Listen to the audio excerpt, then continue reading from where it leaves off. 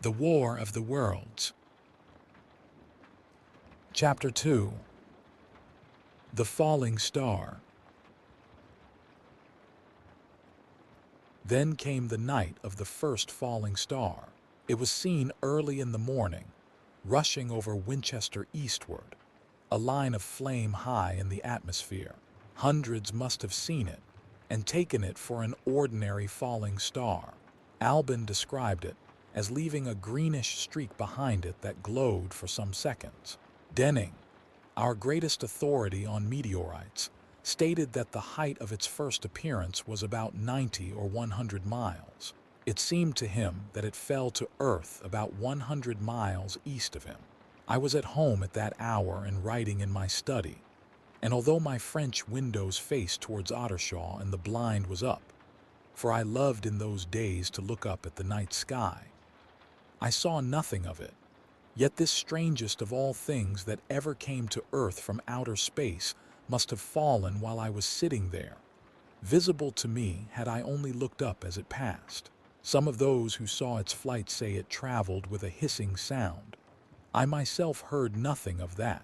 Many people in Berkshire, Surrey, and Middlesex must have seen the fall of it, and at most have thought that another meteorite had descended. No one seems to have troubled to look for the fallen mass that night. But very early in the morning, poor Ogilvy, who had seen the shooting star, and who was persuaded that a meteorite lay somewhere on the common between Horsell, Ottershaw, and Woking, rose early with the idea of finding it. Find it he did, soon after dawn and not far from the sand pits. An enormous hole had been made by the impact of the projectile, and the sand and gravel had been flung violently in every direction over the heath, forming heaps visible a mile and a half away. The heather was on fire eastward, and a thin blue smoke rose against the dawn. The thing itself lay almost entirely buried in sand. Amidst the scattered splinters of a fir tree it had shivered to fragments in its descent.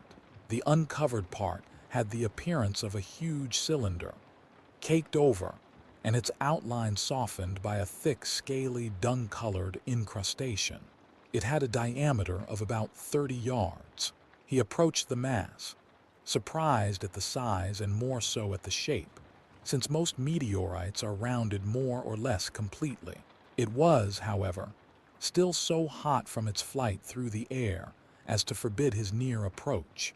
A stirring noise within its cylinder he ascribed to the unequal cooling of its surface, for at that time it had not occurred to him that it might be hollow.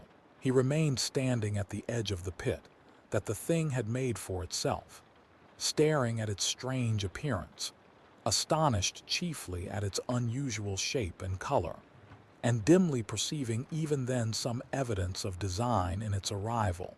The early morning was wonderfully still, and the sun, just clearing the pine trees towards Weybridge, was already warm. He did not remember hearing any birds that morning. There was certainly no breeze stirring, and the only sounds were the faint movements from within the cindery cylinder. He was all alone on the common. Then suddenly, he noticed with a start that some of the gray clinker, the ashy incrustation that covered the meteorite, was falling off the circular edge of the end. It was dropping off in flakes and raining down upon the sand. A large piece suddenly came off and fell with a sharp noise that brought his heart into his mouth. For a minute he scarcely realized what this meant, and although the heat was excessive, he clambered down into the pit close to the bulk to see the thing more clearly. He fancied even then that the cooling of the body might account for this.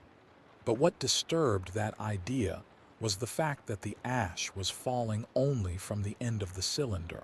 And then he perceived that, very slowly, the circular top of the cylinder was rotating on its body. It was such a gradual movement that he discovered it only through noticing that a black mark that had been near him 5 minutes ago was now at the other side of the circumference. Even then he scarcely understood what this indicated, until he heard a muffled grating sound and saw the black mark jerk forward an inch or so. Then the thing came upon him in a flash. The cylinder was artificial hollow, with an end that screwed out. Something within the cylinder was unscrewing the top. "Good heavens," said Ogilvy. "There's a man in it, men in it, half roasted to death, trying to escape." At once, with a quick mental leap, he linked the thing with the flash upon Mars. The thought of the confined creature was so dreadful to him that he forgot the heat and went forward to the cylinder to help turn. But luckily, the dull radiation arrested him before he could burn his hands on the still glowing metal. At that, he stood irresolute for a moment, then turned, scrambled out of the pit, and set off running wildly into Woking. The time then must have been somewhere about 6 o'clock. He met a wagoner and tried to make him understand, but the tale he told and his appearance were so wild, his hat had fallen off in the pit, that the man simply drove on. He was equally unsuccessful with the potman, who was just unlocking the doors of the public house by Horsell Bridge. The fellow thought he was a lunatic at large and made an unsuccessful attempt to shut him into the taproom. That sobered him a little, and when he saw Henderson, the London journalist, in his garden, he called over the palings and made himself understood. "Henderson," he called, "you saw that shooting star last night?" "Well," said Henderson, "it's out on Horsell Common now." "Good Lord," said Henderson, "fallen meteorite, that's good. But it's something more than a meteorite. It's a cylinder, an artificial cylinder. Man, and there's something inside." Henderson stood up with his spade in his hand. "What's that?" he said.